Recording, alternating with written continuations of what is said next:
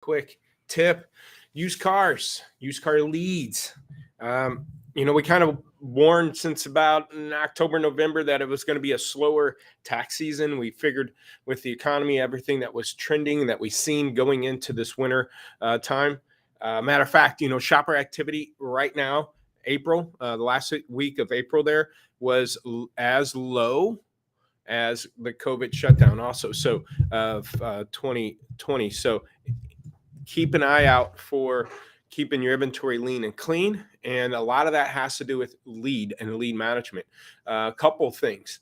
One stat that I'm going to throw out to you, there's going to be two stats. One is what percentage of your active leads are on sold vehicles. Okay. How many leads are you getting per car?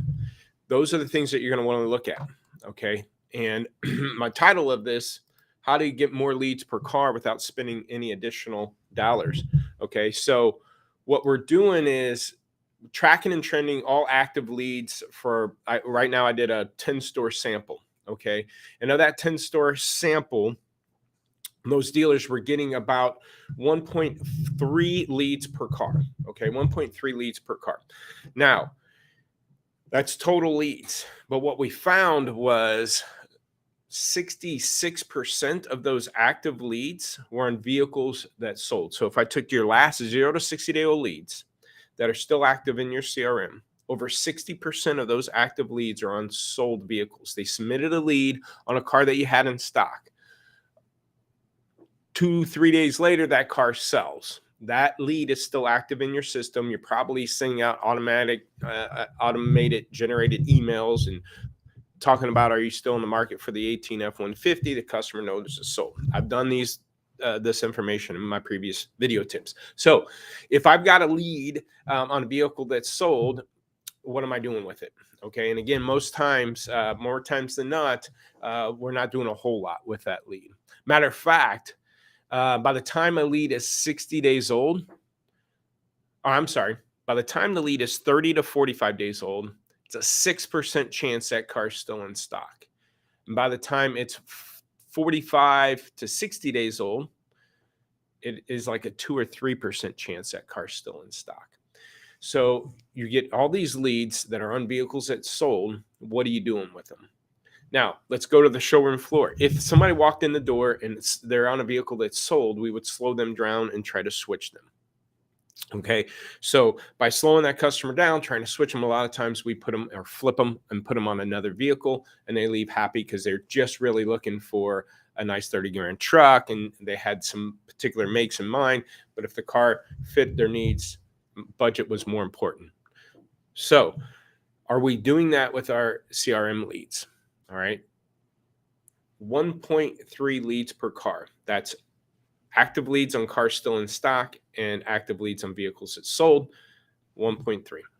Now, if you were just to take the amount of leads that you have on cars still in stock and you take the active leads on sold cars that we have something to switch them to, that jumps your lead count from 1.3 leads per car to 2.6 leads per car.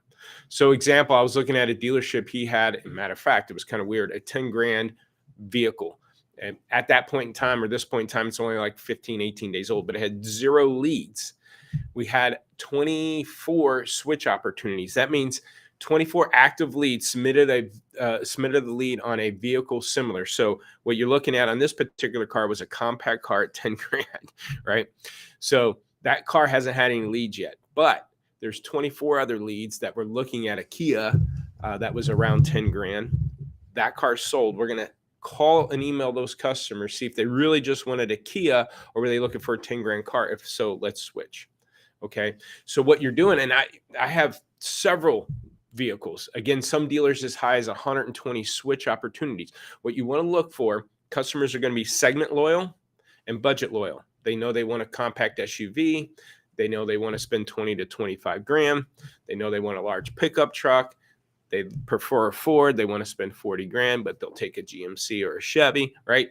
So what we need to do is find out, again, customers' wants and needs, figure out, you already know their segment and their budget, right? If you're getting a lead on a compact sport utility, You know, that's kind of what they're keeping an eye on. And you know, based on the price point of that vehicle, what kind of budget they're on.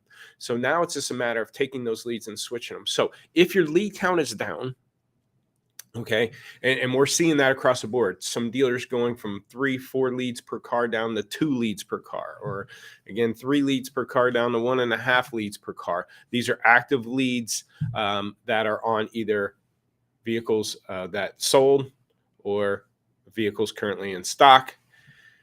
Let's take those vehicles that are leads that are in vehicles that sold and see if I have any that can switch. And again, that's where we're starting to see kind of a double in leads per car.